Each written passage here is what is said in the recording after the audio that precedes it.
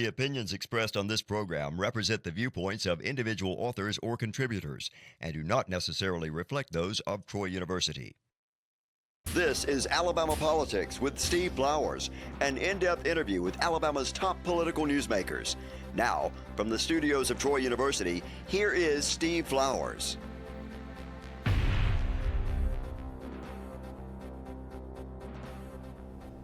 I'm Steve Flowers, and welcome to Alabama Politics. Folks, we're fortunate tonight to have as our guest the only female running for lieutenant governor. There's a pack of people running for lieutenant governor in our upcoming Republican primary. Our lieutenant governor's race position is wide open. Current Lieutenant Governor Will Ainsworth cannot run for re-election. He's term limited. So we have a host of really well-qualified people running for lieutenant governor. And Nicole Jones Wadsworth is one of the most qualified. And like I said, she's the only female in the race, and that makes her the prettiest by far. But anyway, Nicole, good to have you on the show. Thank you so much for having me. Great to see you. You would not be the first female lieutenant governor, because I was talking to you prior to the show. Mm-hmm. Kay Ivey was lieutenant governor. Was Kay the first female lieutenant governor, do you know? Lucy Baxter. Lucy was, that's mm-hmm. right. Yeah. Lucy was lieutenant governor. And, matter of fact, when Lucy was lieutenant governor, people said at one time she was the most popular political figure in the state. Mm-hmm. And Kay was real popular mm-hmm. the whole time she was lieutenant governor. Mm-hmm. And I kid people about this. Kay knew exactly how to take advantage of this show. I'd have her on every year, and I could say, Kay, how you doing? And she'd take off. Take the whole 27 minutes. And she's a brilliant lady. She knew how to take that advantage of that time. Mm-hmm. So take your time with any questions you had. Nicole, you were born and raised in Huntsville, wasn't you? Huntsville, North Alabama gal. First time I met you, unless you're from Alabama a long time, now your house was in the historic section of downtown Huntsville. That's right. I thought because of that, I said, well, you came from that family that settled Huntsville. It was called the Jones Valley. Not many people, unless you know Alabama history, know that Huntsville was spawned out of the Jones Valley. Right. Some Jones family owned a lot of farmland up there. Well, now you go back to Huntsville, and it's probably, I think, the largest population in the state now. It is. Do you still have your house in downtown Huntsville? We still have a home there. I sold the one that I had before, but we actually have 4 homes. I'm in real estate, so we've got one in Huntsville, Smith Lake, Tuscaloosa, and Montgomery. And your husband is Tim Wadsworth, who's in the legislature. Yes. From Walker and Winston counties. That's correct. That's his district. He has four counties in the district. Counties, Yeah, it has Jefferson, Coleman, Walker, and Winston. I know he's running unopposed. He has no opponent. For the first time ever, yes. Yes. What term is this of his? This is his 4th. 4th term? Yes. I didn't realize that. Yes. Tim's a lawyer by profession. He is, yeah, mainly tax. He was a CPA I didn't before know he that. went into law. Where's his office, in Marion County? He has one in Lamar County and one in Winston County. So. Free state of Winston. And that's right. You know the history of that? I do. Was Tim born and raised there? He was, yeah. He's from Winston. So urban gal, married a country boy.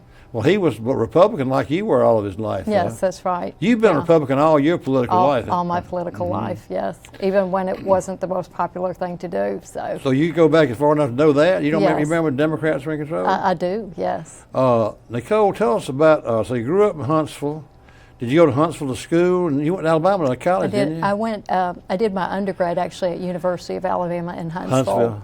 And then I started part of my graduate school at University of Alabama and then decided to have a family. So I did that, and after my son and daughter were born, I transferred into Florida Tech, Huntsville. And now both the kids are at University of Alabama, so they're a year apart. Time flies by. Yeah, I mean, I could remember when they were real small, them running around to Republican meetings with me and saying the Pledge of Allegiance. Yeah, and now they're both in Tuscaloosa. So we have one aspiring physician. She's a biology major. What year is she? She's a freshman. What's her name? Her name is Sheridan.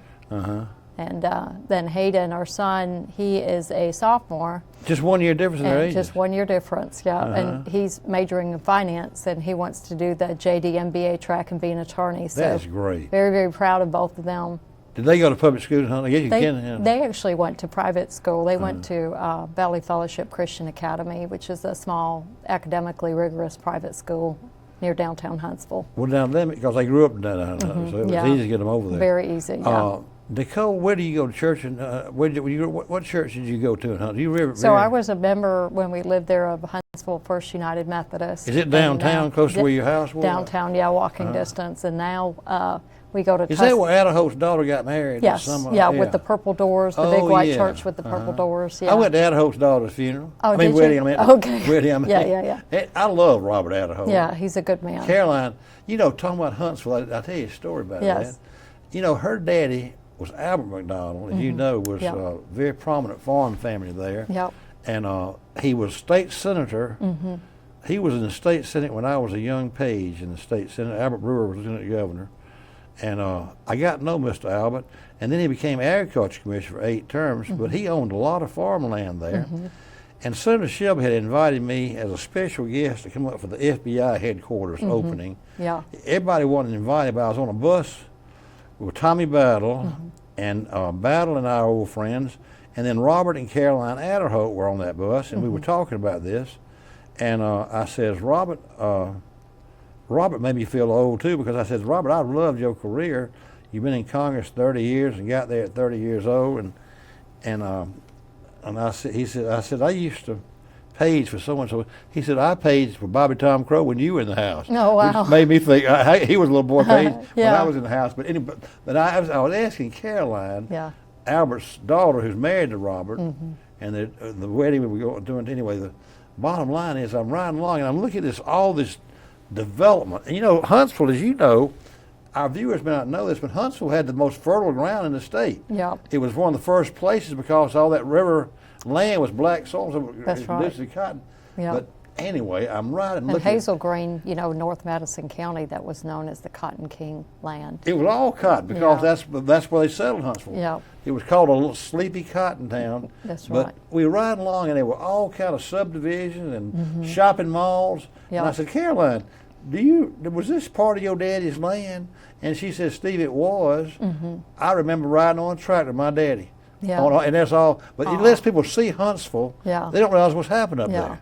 That's right. Well, and one of the biggest advantages Huntsville has, so I'm a site selector and a commercial real estate developer for a living, so that means I help companies locate where they want to be, and they have the interstate. I mean, that's huge because if you have these large 18-wheelers and you need to move product from one place to another, you have easy access to the interstate. Then you also have a massive amount of brain power for you know, the FBI and you know, the rocket and all of the Space Command, all of the engineering that's going on. It's one of the largest engineering per capita in the country, Huntsville, Alabama. It is. People don't realize that either, Nicole, how many PhDs and rocket scientists there are in Huntsville. That's right. I've read something where Huntsville and Madison and Limestone, that whole Huntsville metropolitan area, has the highest per capita of aerospace engineers of any place in the country. Yep. It has a pretty high per capita income. Yes, that's right. Because of that. But unless regular Alabamian can't comprehend how much it's grown in your lifetime. Oh yeah. Think of the time what you've seen. I mean, you even look at the past 5 years, 10 years, 15 years, it's a completely different city, and there's been a large amount of annexation as well. So, I mean, it's larger in landmass than Atlanta. I miss old Howard Sandiford. I know. Did you like old Howard? Yeah, his visitation's actually coming up on Friday. Oh, okay. Yeah. So he hadn't been passed away that long, has he? Well, he passed, I think, on the 7th of this month, but they're hosting the services. Did he have that downtown area? Was this his district? Or do you know? At one point it was. He had a lot of South Huntsville, and you know, after the 2020 census, a lot of the districts changed. That's right. But I think Steve Hettinger served with me. Oh, did he? Is he still living? I am not sure. I have not seen him in a while since he passed his county commission days. Get off of that. Now you've gone past Huntsville. You don't campaign all the state. You decided when did you start campaigning for this? You were the first ones in there. So I joke that I've been running for this office for 20 years without really running for it. But I think one of the best things that I did really was about 10 years ago, I started traveling the state extensively. And I tell folks I have visited all 67 counties over 25 times on my own dime, not the taxpayer's dime, before asking for your vote. And a lot of that's through work. I mean, when I'm recruiting an industry or meeting with a client, you have to learn the communities to help them make an informed decision. So I've met a lot of people. I'm on different boards and committees and have done a ton of travel. You really have. Yeah, I even came up with a hashtag about 11 years ago called Hour 67. And so whenever I post something Hour online, 67. yeah, that means Alabama belongs to all of us. So whenever I visit a different hours. OUR 67. So whenever I visit a different county or city, I highlight that particular county online. You know the state then. I do, yeah. You've been in all 67 counties before Yes. even running for lieutenant governor. That's exactly right. And that's really Oh, what last pushed me 25 to run. years, Yes. And that's what pushed me to run, because I thought, what office can I really make a difference on behalf of Alabamians? Because you know that office was stripped of a lot of its formal yeah. power in the late 90s. Yeah. You know, you preside over the Senate, you vote in case of a tie, you have appointment power.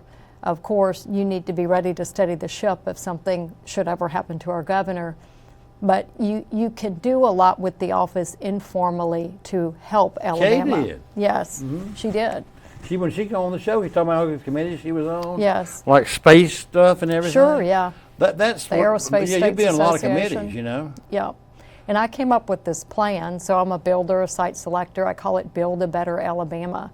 And I want to use the office of Lieutenant Governor to improve the quality of life for Alabamians in 5 key areas: industry recruitment and retention, workforce development, statewide infrastructure improvements, rural health care, and public safety. Those are issues that affect every Alabamian, no matter where you live, urban or rural.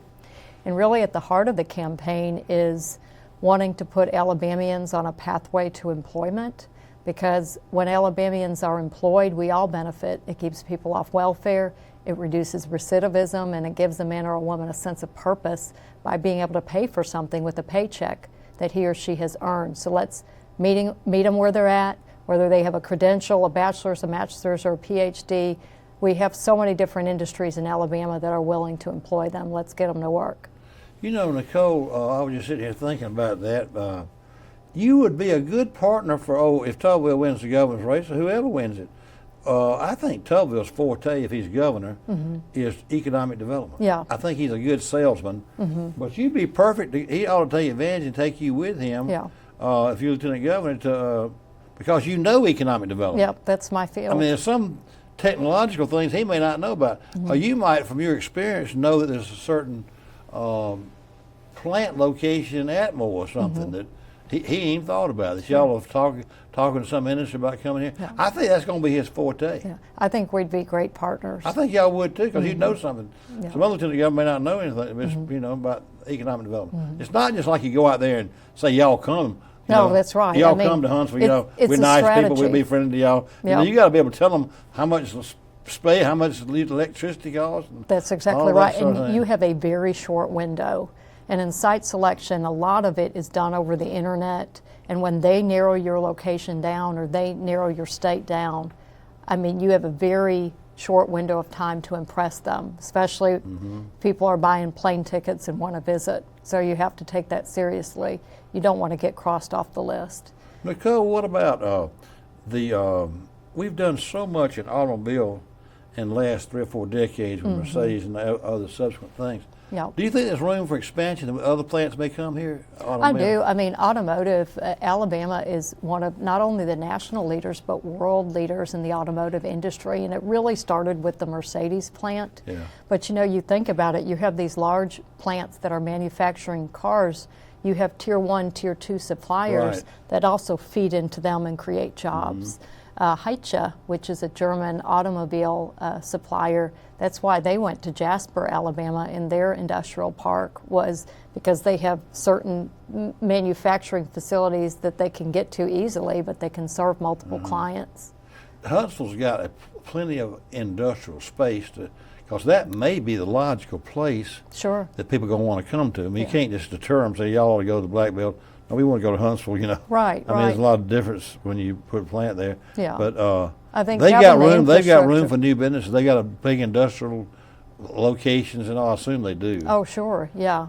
Battle's been a really good mayor, hasn't he? He has been, yeah, absolutely. Very pro-business, and you have to be pro-business Yeah. in order to create an environment that's conducive for business and, you know, attracts people to your area. I love old Steve Raby. Yeah. Raby's one of my oldest friends, and Okay. when I go to Huntsville, I have lunch with him, and the guy who's a big farmer, alpha guy, Rex Vaughn. Yeah. He and Rex grew up together. Yeah. Can you imagine them being as much as I said? You've seen a lot change in Huntsville. Yeah. But old Rex and Arabia really have. Yeah. Oh yeah. For They sure. had land right next Now, to when each you other. go and eat, where do you go eat in Well, Huntsville? some place like Longhorns. It's not. Oh, We don't go to a famous place. Okay, I you meet don't them go on to- I get lost if I get off the interstate, so Yeah. they'll meet me at some. I think last time we had lunch was somewhere. I don't know.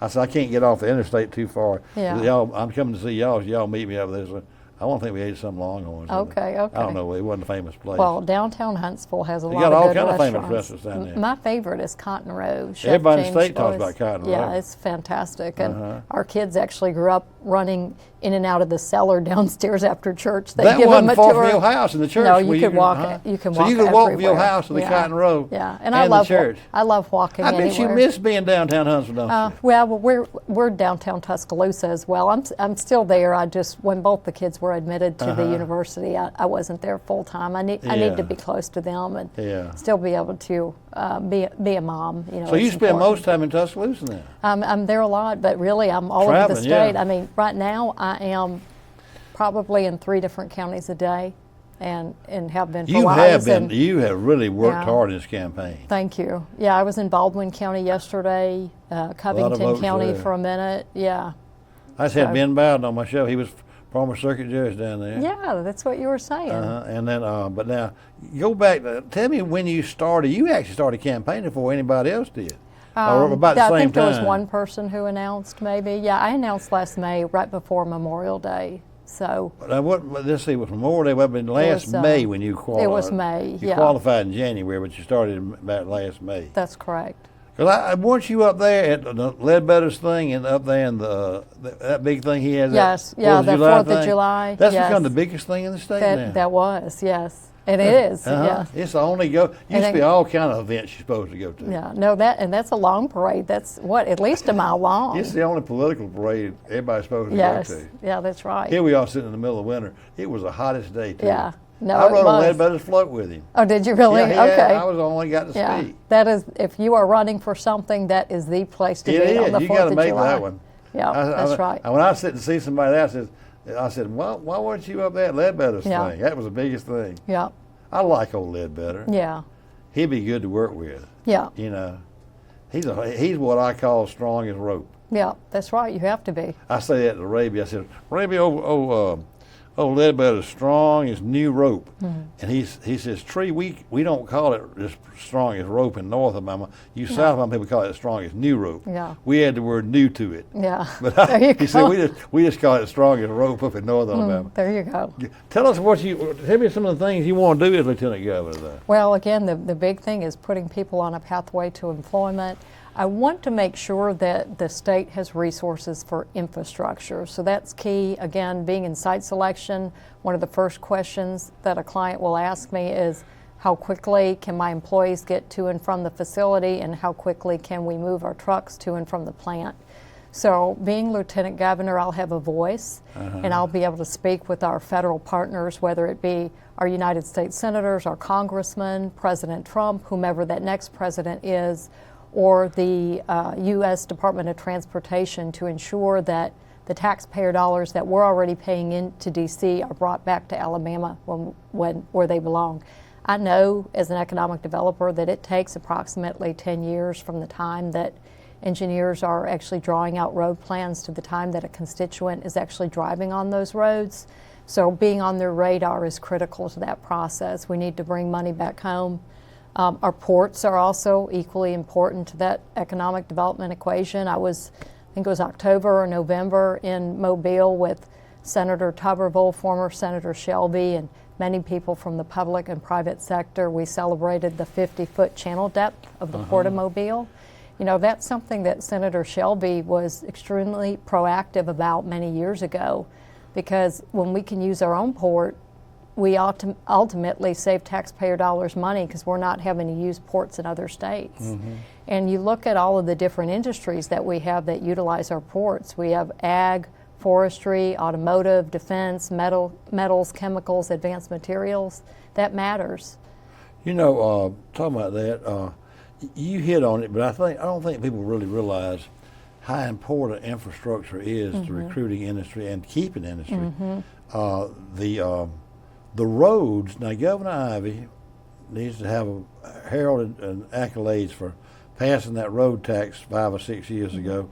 But I swear, Nicole, I believe we should have asked for more money, because I don't think we got enough money to do the roads. Because when I write something positive about that road thing, and I was real big for it, right, and I advocated for it in my column, but I'm not sure the growth is so much in Huntsville. Whenever I write something about the roads and how I get responses from Huntsville and Baldwin County that we've got a road problem. Yeah, because Baldwin we're growing too. so much. Baldwin and Mobile, Yeah. Baldwin, Mobile, and Huntsville have they got a real big need for roads. Yeah, because the industry needs it. And people that are a little bit more critical of money going to the roads, I explain it this way.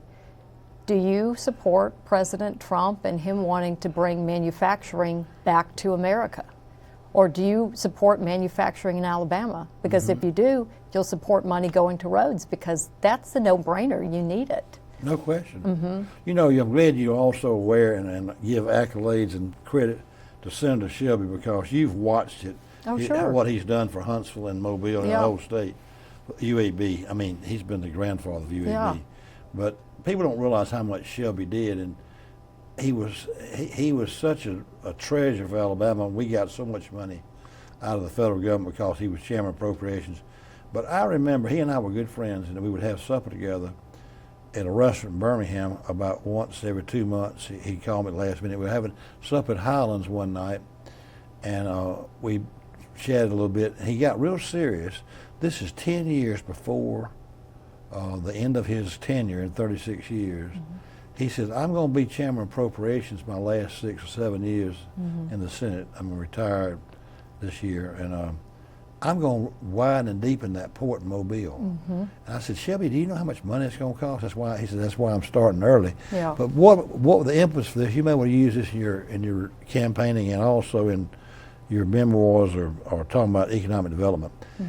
He had the foresight. He says, you know, what really it bothers me is the cars we're making at Mercedes and Tuscaloosa and the new plants cannot be sent out of that port. It's not deep enough and wide enough. That's They have to be exactly sent to Savannah to be shipped out of the country or wherever they're shipping shipped. Yep. He said, I'm going to remedy that. Yep. And he brought hundreds of millions of dollars. Sure. Now, some of the rebuild Alabama money went there, but that's one of the biggest things for all the chicken business in North Alabama. Right. The first senators to jump on that thing were the state senators from North Alabama. Sure. I said, ask Schofield, and them, I said, why are y'all so much for that tax? He said, Flowers, our chicken farmers need that port. Yep, that's I right. didn't mean to get off on that. No, but no. Remember that, though, in your economic development stuff and lieutenant governor stuff, that Shelby, he was the father. I hope people don't forget that. After all of us are dead and gone and Shelby's dead and gone, I hope people will not forget what Shelby did to this state. They gave him credit where credit was due at the official announcement, and rightfully so, because you have to be forward thinking when it comes to economic development. It's not just thinking about tomorrow.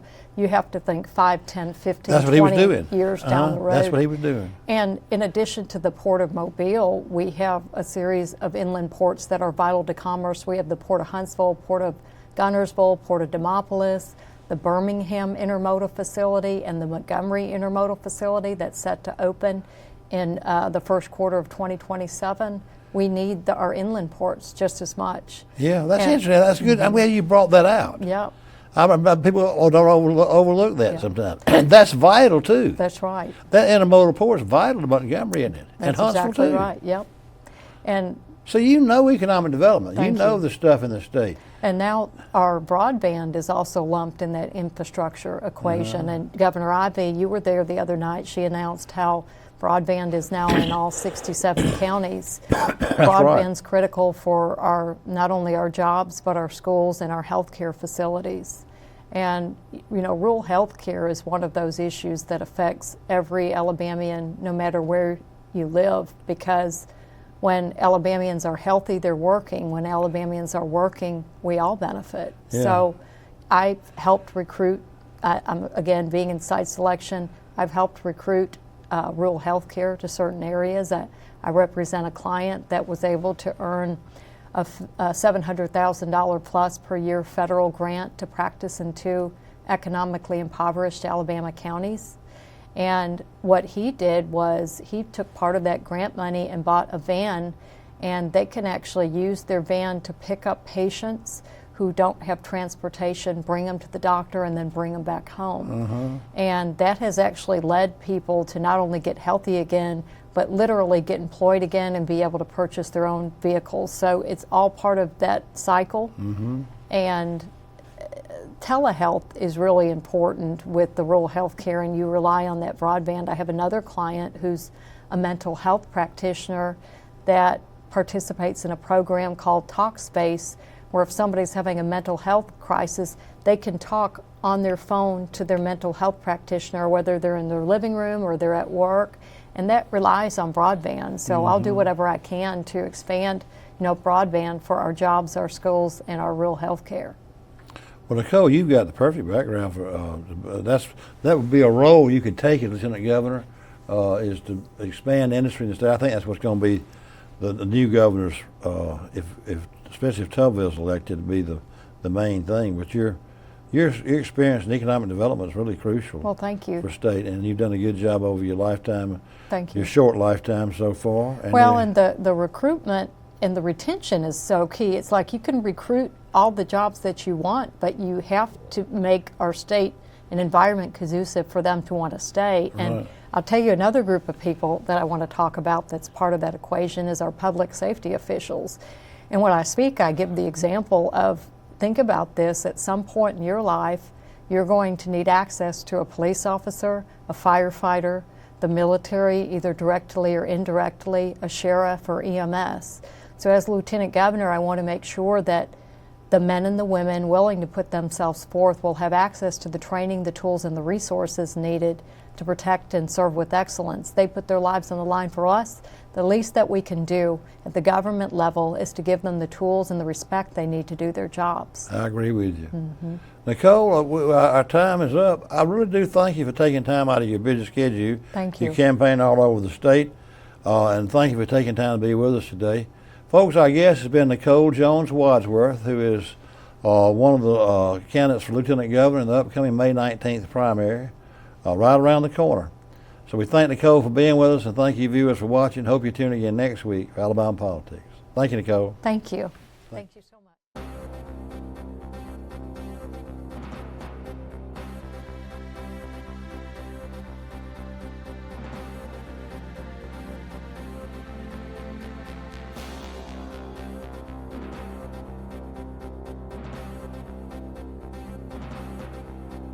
This has been Alabama Politics with Steve Flowers, a production of Troy University Television. Opinions expressed on this program are not necessarily those of Troy University, its administration, faculty, staff, or students.